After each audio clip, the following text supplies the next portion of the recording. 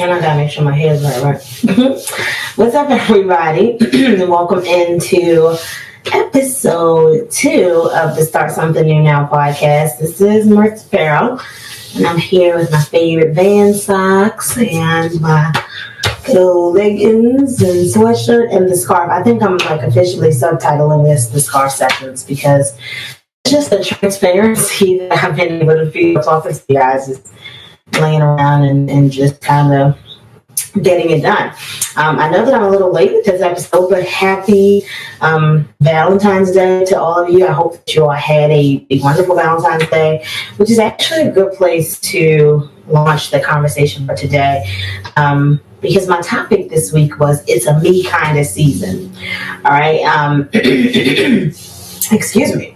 In dealing with that, I thought that it was important to highlight that this past holiday is usually the perfect day for people to kind of dive into that self-evaluation thing, that moment of evaluating self-love and how one feels about one's self, specifically in light of how commercialized this day has become. And I think that that's important whether you are single or in a relationship. I think that this time of year is actually a good time to kind of test your security within yourself and your self version and idea of security and what that means to you. We kind of watch this thing happen all over the country now because social media has made the world such a small place. God, it's like, I kind of understand why marriages and relationships lasted so much longer back in the day before social media, because we didn't have anything to compare anything to, So essentially there was no constant pursuit or constant chasing of what something looks like or the grass being greener on the other side. And maybe, there's a blessing and a curse in this whole social media thing. I think that we kind of already know that by now, but part of that is that you have the opportunity to expand your thought process, because one of the key lines out of my first book, Delivered from Dysfunction, is a lesson that my father used to teach me all the time, that you are surrounded by your standard, right?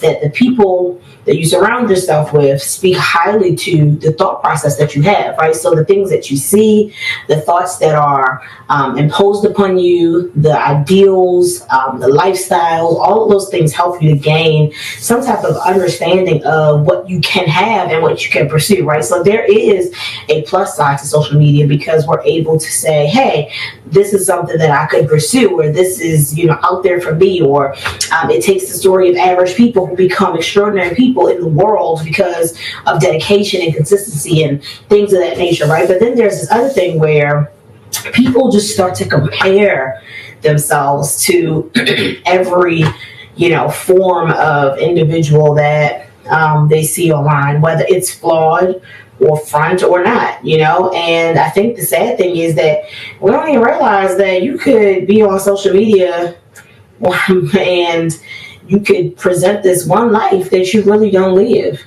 I know people who are just corny in real life, and so they get on social media wearing $4,000 worth of stuff, and all you are is $4,000 worth of corny. You understand what I'm saying? So, it's like social media is just, I don't know, it has its ways, but while I do think there is a benefit to it, there is such a burden. And that burden comes with the time that we stop and say, am I strong enough to survive the era of social media where I feel like everyone is booed up, everyone is in a relationship, everyone is so happy, and everyone is this, that, and the third with a significant other. And then I start to put this pressure on myself, like, am I not good enough? Or am I not somebody that I'm still sitting here single, or whatever the case may be with your relationship status? And so that's what brought me kind of to my topic today, that it's a me kind of season, right? That season where I'm not confounded to the standards of social media, but rather the standard of my true happiness and my true inner peace. And that's what matters. That you can say at the end of the day, if Instagram crashes and Facebook crashes, I'm so sure of myself and my life and who I am, that I recognize that the level of love that I have for myself is commensurate of who God created me to be and the love that God has for me. I think that it is one of the saddest things in the world when we don't love ourselves in the light of, even if you can't necessarily love yourself as much as God loves you. I mean, I think that we come as close as we can, but God's love is just so grand, right? But when we don't at least love ourselves through the lens of how he sees us, and most of all, how he created us, right? So we find ourselves struggling with identity and worth and wealth and self impressions of what we believe we are versus, what we really aren't. So then we start to veer off into lanes that don't belong to us, looking for who we are. And one of the most dangerous things that you can do is veer off into a lane that is not yours. And I'd rather sit still than drift off into a lane that don't belong to me. Because drifting off in a lane that don't belong to you then makes you look like you're riding someone else's lane. So today I'm talking about it's a me kind of season, right? And I'm dealing with the whole idea and concept that we must begin to elevate self-love. And along with self-love comes the protection of our peace, right? And I think that when you protect your peace above all else, self-love is natural to follow.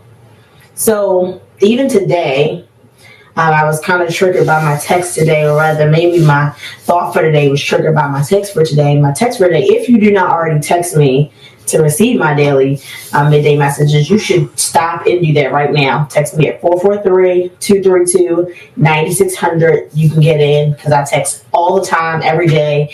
And I actually receive the messages that are sent to me, and I respond when I can, and that's kind of how we carry, all right? So if you're not already in the midday messages, make sure you get in now, all right? So my text for today, I'm going to pull it up so I can make sure that I got it right. I want to word it the same way that I sent it out. All right. So my text for today says it's okay to walk away. I know sometimes we feel indebted to the fine lines of unconditional love, but you can be slow to anger by the weight of not giving people room to violate your emotional peace. Love unconditional, but put a condition on how you manage your peace. And that thing was good to my soul. I'm telling you, I don't just be texting these things because I text them because they good to me, literally. That's so good to me because I know that a lot of times we look at the definition of love that is, written by Paul to the Corinthian church, and his letters to the Corinthian church. And I believe that is a very fine starting point and a good starting point, or rather is the definition of how we should love as believers, as Christians, as followers. And honestly, I think that the message applies to people who honestly don't even believe. I think that the message of love is one that cannot be conformed or contorted in many ways. Even though people do it, I think that the underlying definition of what it is very solid. It's not ambiguous. It's very straightforward, black and white. That's what it is, right? One of the things, or some of the things that we kind of hang our hats on, is the fact that the Bible teaches us that love, keeps no record of wrong. That love is not puffed up. That love is not jealous. That it is, not quick to anger, but it is slow to speak, and that love keeps no record of wrong, right? And so when we start to talk about and define out what unconditional love is to us, a lot of times we define it as a love that will stick through anything, right? And I think that some of us have kind of misconstrued the idea of what that means, right? Because you can't be so unconditional in loving somebody else that you're at war with yourself. You cannot be so indebted to the unconditional idea of loving others that you no longer love yourself. Because what happens, everybody has probably been in a situation where you love somebody to the degree that you started disliking the things that you would take off of them, whether it was their behavior, their actions, their lies, their perpetration, whatever it was that they were doing, right, that was violating the relationship, no matter what it is, intimate, friend, family, whatever that relationship is, you start to deal with self-incrimination for dealing with individuals, right? And so what does that tell me, or what does that teach me in the long run? That teaches me that I can love you unconditionally, right? Meaning I have not put a condition or a string to the fact that I love you, right? But I know how to control the fact that there are conditions to what violates my peace, right? So a lot of people, would use the term or the statement that love is an action, right? Love is also an emotion, right? So it's not just an action. It is an action, but it is foremost an emotion, right? So it means that I can love you without necessarily being directly connected to what you may take me through that disrupts my peace. And it's okay. I think that's the message that I want to get across today, that a lot of people that I know are dealing with a contorted version of what love is, right? And I don't know that there's anybody on the planet that would tell you that, unconditional love means that you have to stick through abuse and violation and emotional violation and pain and hurt. I can love you and really not deal with you. And honestly, I feel that is where love is developed most. Love is often developed when there is a void or a lack in a specific relationship, depending on the nature of the love. If it was unconditional, if it was true, if it was real, right? Real life story, I'm gonna give it to you. And I'm just honest. I don't really have a whole lot of hiding in me. Real story is that there was a younger person in my life who needed some help. About a year or so ago, or 2 years ago, she needed some help, and I allowed her, to come into my home and into my life and into my space, and we just did not see eye to eye. It just didn't work. Period. That's just the end all to be all. It just didn't work, and I had to help her to understand that me having to remove her out of my immediate space, out of my vicinity, didn't mean that I didn't care, especially when you know that there's a history of rejection or abuse or pain there that exists. She considered herself like a mentee of mine and different things like that. But there was so much tension that went on that I knew within my heart of hearts that if she stayed in my house another day, I was probably going to kill her. And that was probably the realest thing that I could say. No, not that I know I was going to. I just knew that it was not going to be beneficial to she nor I. Because I think that it got to the point where she could no longer identify the love that I was giving out, right? I have dealt with the love languages with Gary Chapman in previous relationships. And I think that people should be very clear that is not just for intimate relationships. Love languages speak to how you love and how people receive love, right? The way that I give love sometimes, specifically when it comes to younger people, who this specific person was very much so younger than me, probably about 13 years younger than me or something. She's a child to me. I deal in, gifts are one of my love languages, that I like to give gifts. And I think it's like acts of service or, whatever that one is, I guess, where people, I don't know, do things that, help you or whatever the case may be. And so one of the lessons that I learned is that if I speak language A, and you speak language B because of your circumstances. See, everybody sees things from their perspective and their point of view, right? So my point of view and the way that I grew up and the things that I experienced in life taught me and formed me to receive and to show love this way. This is the way that I do it primarily, right? Doesn't mean that it's the end all be all, just means that that's the way I receive it. Your experiences, your situations and your upbringing, whether it be your pain, your trauma, the good things, whatever, all those things formulate your mind in the way that you see and receive love, right? So if I speak language A and you speak language B, we won't necessarily understand how to agree until I learn language B and you're willing to learn language A, right? And at that time, far too young to be able to understand that, far too rambunctious to that teenage age years when you want to, start smelling yourself. I didn't understand, that struggle that my mother went through till I had, a considerable child in my home, right? Long story short, it just was not going to work. Right, so we go through the situation, and upon me having to remove her from my home, I wanted to make sure. I said, "Listen, if you don't receive anything else from me, understand this: that I really do love you, and I really do care about you. I care about your future. This is not an ejection from my life, but this is me telling you that you have disturbed my peace for the last time, and I just can't do it no more." Right? It was out of that experience that birthed the workings of the relationship that we have now, which is one where I think there's a little more respect, one for the other. She's a little older now. I'm a little older now. Everybody's growing up. I think that there's a more neutral, responsibility one to the other for emotions and feelings and concern. And I think ultimately she knows now that if she needed to come to me for anything, that she could, that I wouldn't reject her, that there is still no love lost. I said that experience to say that this has happened to everybody. We've all been in a place where we've given our love to people who weren't capable at that time of receiving that love, right? Does that mean that I no longer love her? Does that mean that my love is conditional? No, it means that I am not going to allow you to violate my peace, my space of peace. Because if I continue to do that, then I'm going to begin to violate me.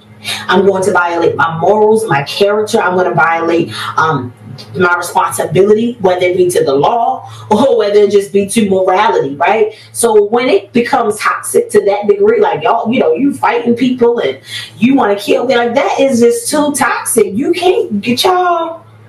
I would have been locked under the jail cell, right? So the point is that what does that teach us in the grand spectrum of how we receive the guideline that love is free? That's why I said in my thought today, you can love unconditionally by the way of not giving people the room to violate your peace. And that's fact. I'm talking to somebody today who may very well need to understand that the situation that you're in that has drained you of this to this degree can very much so be managed if you just take a step back. Does it mean that you don't love them? No. It just means that I love you too much, number one, to allow me to violate you, but even more for me to violate me. And that's a part of the me kind of season, right? I'm going after all of the things that I want. In the same regard, it is important to understand when to say no. And I know that this may very well be a lesson that is cliche for some, or some that is this conversation rather, not even a lesson, maybe something that you heard before and hopefully is given to you in a way that maybe sticks this time. But being able to control your peace is understanding when to say no. Why is it important to learn when to say no? Because you are a limited resource, right? As a limited resource, if I'm constantly pouring my resources into many sets of resources, then eventually I'm going to deplete me and have filled all of you. After I've done that, what good am I to anybody? Not just to y'all. What good am I to me? What good am I to my family? What good am I to the people who are priority to me? Whether it be loved ones, whether it be, a marriage, whether it be children, whomever those individuals are that are connected to you who still lead a part of you. So what do you do as a limited resource? As a limited resource, you limit the way that you deal with your resources, right? You don't just sparingly kind of throw yourself out there. You have to decide who are you most called to help. Who most needs you in the season. There are priorities, and sometimes even those priorities shift based on the season that you're in. So when we start talking about a me kind of season, I'm talking about the fact that in this season and this time specifically, because we're in this place of pandemic and this pivoting kind of season, I don't really have room for a whole lot of foolishness. Check out the straight face. I'm so serious. And I'm talking to somebody out there today who's like, hey, I find myself unhappy. I find myself depleted. I find myself drained all the time. And at the end of the day, I haven't done anything for me. How does that translate to people that have marriages and families? You have to be okay with being able to compartmentalize the way that you handle even your family and your marriages, right? So that means that there are times that you're going to have to set aside for yourself. If that means that you have to have a sitter, or if that means that you have to call in your mom or whoever to come and help you with your children, or, whatever, you have to be able to compartmentalize those things to be able to decompress, to continue to be successful for other people. And not just continue to be successful for other people, but most importantly, be successful for you, because it's a me kind of season. So that's how it works. You're a limited resource. There is a danger in not recognizing that you are limited. And that danger is ultimately that you're going to be depleted. And the more depleted you become, the more easier it is for the enemy to creep in and contaminate your mind, your spirit, your soul, and even your thought processes. See, that's when the enemy tries to creep in. The enemy tries to creep in when you're weak. And you're often weak when you've given out too much of yourself without replenishing yourself. I mean, that's like a lesson I had to learn so young.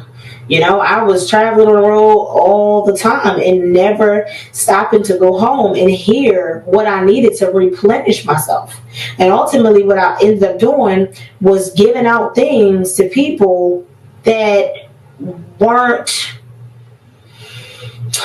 really wasn't, I guess, what they may have needed in that season. Meaning, after a while, when you have nothing to give, you give of what's available, right? So it's even like reading. People talk about the fact that reading is fundamental. Reading really is fundamental because reading stretches your capacity.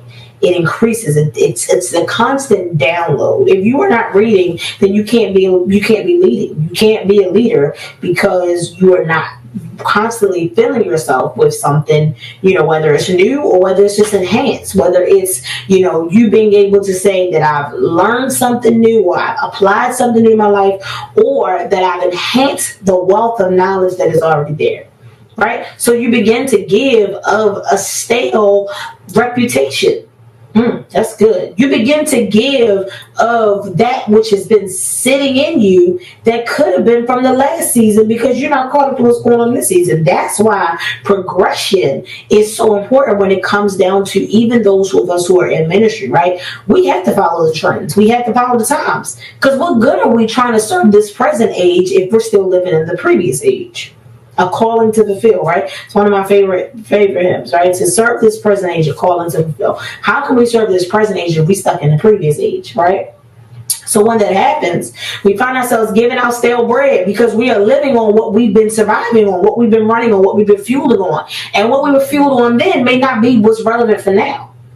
That's the same that goes with life. You're trying to teach your kids. You're trying to expand your kids. You're trying to grow your family. You're trying to get people to start businesses and invest in dreams. That you can't give them that because you don't have the experience to give them. But most of all, you don't have the fervor because you are still living off of what was. So there's a danger. There's a danger in not being able to identify yourself as a limited resource, not being able to identify yourself as one who must take the time to pour back into yourself. A me kind of season for me, quite frankly, is learning how to be selfish. It's me saying like, no. It's me saying I'm not bougie, I'm not uppity, I'm not this, I'm not that, but I'm certainly not going to do the things that I used to do anymore.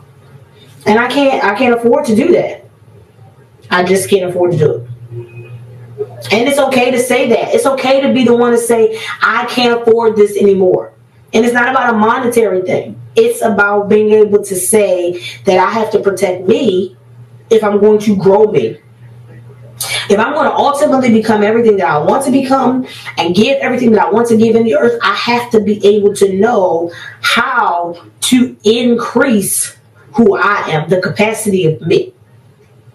And most of all, you have to learn how to increase the capacity of your faith, right?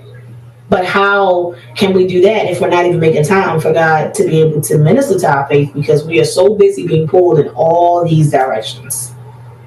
And maybe it's not even all these directions. Maybe there's just that one toxic relationship that's pulling you in every direction. Let me tell you something. I know what it's like to be in that relationship that got your head so messed up. You so far gone. You are so in the clouds that you don't even realize that life has essentially paused. Excuse me. And I know what that's like, where it's like, I've looked up, I've been in relationships and looked up and realized a whole year done passed by. And I'm sitting here like, where did time go? Where did people go? Where are my friends? I mean, I know there's somebody out here who knows that situation. Like, you look up and you're like, where are my friends and where are my family? Like, everything just kind of starts to regress in this very small manner. Like, all of a sudden, you don't talk to the same people you talk to no more. You don't go out as much as you used to. You are, showing up kind of late for work, or you're giving very poor quality work. You're slowing off on your education. You're putting things off to the next day and never really getting them done. You're becoming more of a procrastinator. Like, that cycle begins to happen. And that's when you begin to welcome in toxic habits, because all of a sudden your life becomes this kind of stalled and stifled and stagnated, place of just confusion, versus you being able to keep up with what it is that you want and pursuing that. It's a me kind of season. You have got to learn to say no. I won't do it. I can't afford it. I can't go there. I can't go there with you. I refuse to be in this situation any longer. It's imperative. Like, girl, what else is it going to take for you to bet on you? My advice to you today is to get out of your own way. Do it afraid. You got to let that thing go. And you have to be okay with walking away. I'm done with the topic for the week. I'm going to go into some questions, because, I've tried to open up questions for the week. I'm going to start with my community, which is the individuals who receive my text messages. So again, if you have not already gotten it, you need to text me 443-232-9600. You can text me, and you can use that to be able to get into my community app, where you can get the daily text messages, which I try to do just about every day. So I'm going to read some questions from here, and I'm going to go from there. So, let's see. How did you navigate representation? You know what? As much as this probably doesn't have a whole lot to do with the topic, I'm going to give it to you. How did you navigate being a Black female preacher in the 21st century? Any tips that you've given that you can give to young Black female preachers? How did I navigate being a preacher?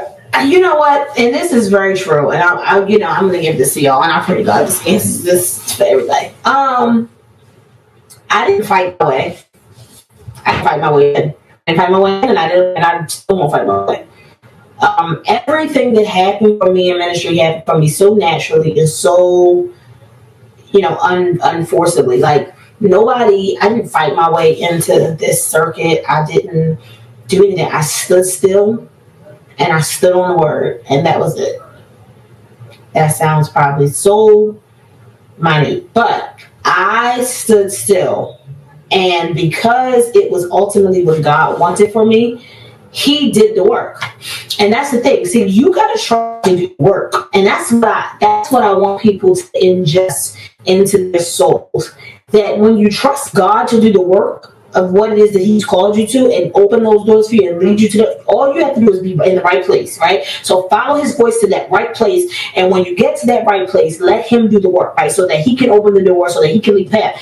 Because ultimately, what if the door that you were trying to open for yourself is not the door that God wants to open for you? See, a lot of people say to me, Marissa, how did you do this? How did you do that? Right? I can tell you very much so how I got you that door. But if you get to that door, that's not the door that God wants for you, that door is not going to open. So when you come down to asking the question of how did you do this, right? I can give you every guide in the world, but ultimately none of it's going to work unless God makes the way. So I stood there and I stood on the word. I preached the word every single time that I had the opportunity. One of the things that I, pride myself on that I really, really have always honored about myself and that people honor about me is that I can preach to 5 like I preach to 5,000, because every opportunity was an opportunity for souls. So when I say be in that right position, that means not just your physical position, but the position of your heart. The position of my heart when it comes to ministry is that I am going to do this for those who God has called me to with this message, right? The message that he's given me, who this needs to reach, I'm going to preach this thing until those souls are reached. So when we talk about being in the right position, it means even being in the right physical position. And that's why even a part of the me season is understanding that I have got to put me in the place where God can do what God wants to do with me. And if my life is constantly cluttered by everybody and everything, then I'm utterly going to miss that mark.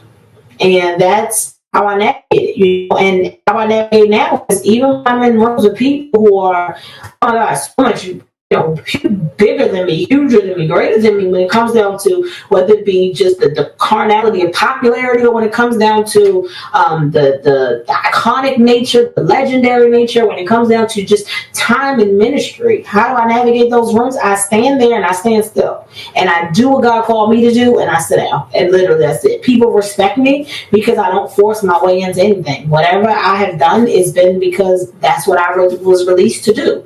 And that's what I'm saying. You have to be in the right position to be able to obtain that place of favor, that place of promise, and the place that ultimately God has laid for you. So that was a question from my community app. Let me see what questions I have in my Instagram. And if you're watching this now and you have, or rather you see me post the topic for this week, or for the next week, feel free to drop a message that includes the question, that's hopefully something to do with the topic for the week. So let me go into this question here because I'm definitely over my time.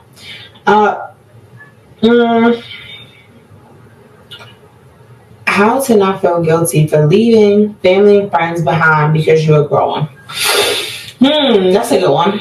How to not feel guilty for leaving family and friends behind because you are growing. So, I'm always very cautious when it comes down to how you communicate things regarding family, right? But one of the things is that you attempt to challenge first, right? I challenge you to come up.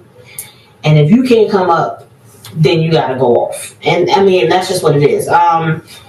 But, you never necessarily leave your family, or you never necessarily let them go or think that you're too good for them. You just put them in perspective. And that's the thing that's important for everybody, putting relationships in perspective.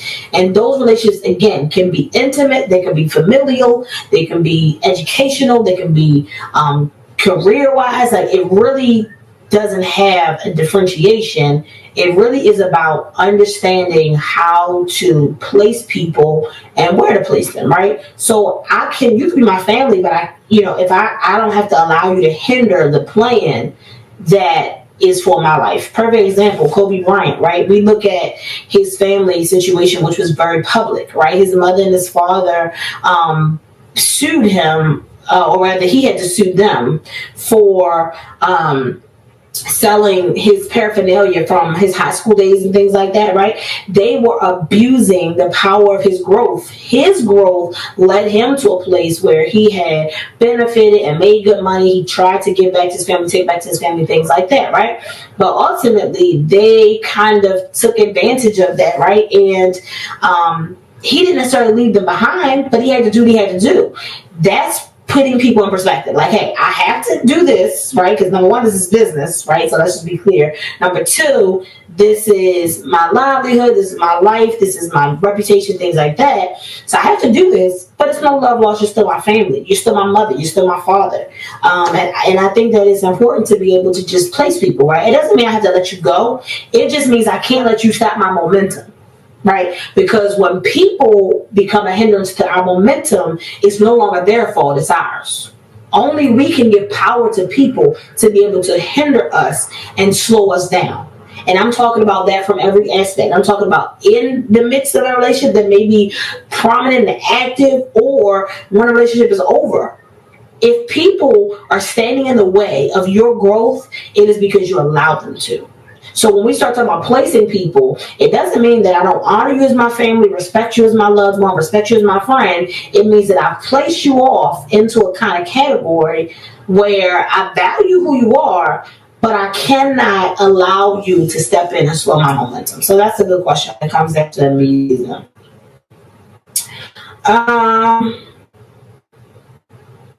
This is kind of two questions wrapped up in one. What ways do you start prep, and then how did you get into photography?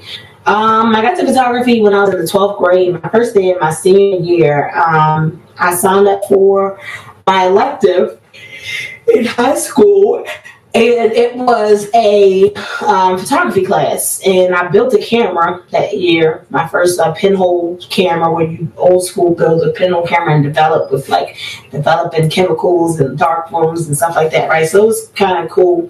And ever since then, I just kind of enjoyed the hobby.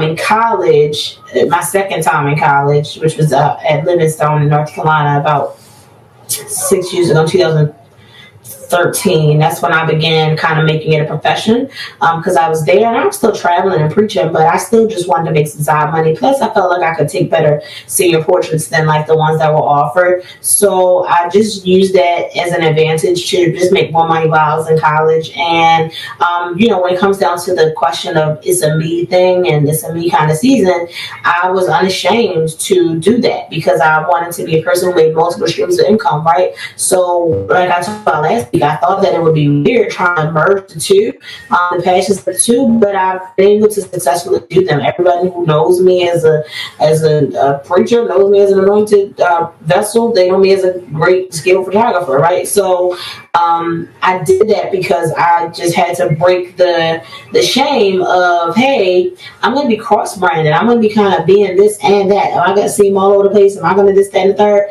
But how else am I going to receive multiple streams of income if I'm not pursuing multiple streams? So that's how I got into photography. My sermon prep, I talked about it in our masterclass with the Preacher Talk podcast, so I won't give too much of it away so that you'll sign up for the Preacher Talk podcast. But some of my process is so mental, I really can kind of go through a whole sermon in my head before I write it down. Some people are what we call in seminary settings topical textual, others are textual topical. Most times I'm textual topical, where I find a scripture and I find a topic, but then there are times where things happen and there are topics that are present. Most specifically in this season, there's more topic than there is text, because we can kind of look at the state of this world and kind of develop topics and then find text to go with it, right? So seasons change, but in that, most of the resources that I use are typically Matthew Henry commentary. I use my study Bible is the Modern Life Study Bible. Is it by Zondervan? It's called the Modern Life Study Bible. I could go get it and give y'all an idea of it. Hold on, let me get it. It's right here. I just so happen to have it on my bookshelf here, but this is my study Bible, my Modern Life Study Bible, right? I love this Bible. It has so many just cross references in it. It talks a lot about prior to every book of the Bible, it has like an excerpt, an overview. It's really just a good, to me, millennial study Bible. And of course it has tons of geography information. It has tons of key verses, like tons of genealogy information. It talks about business, government, and services in church. Literally, it's just a great Bible. And I have this electronically as well as the physical copy of this. And I want to say this is by dates or something. I'm trying to figure out who it's by, or maybe by Thompson. Thomas Nelson. Yeah, Thomas Nelson is who this is by. So they're a popular Bible, curator and Bible material, biblical material, teaching material group. So this is one. I use Greek lexicons. I use an interlinear Bible online that helps me to be able to look at multiple versions of the the scripture compared to the original Greek writing and the original Hebrew writing of that, and the translations, the canonization of the Bible, and things like that. So those are some of the things that I use, and hopefully that helps. Let me see if I have one more question in here. Yeah, okay, that's it. That's all I'm gonna take for weeks. So hey, listen, I hope you guys enjoyed this time in episode 2 of the Start Something New Now podcast, and I'm gonna be out, but I'll talk to you guys next week. All right, peace.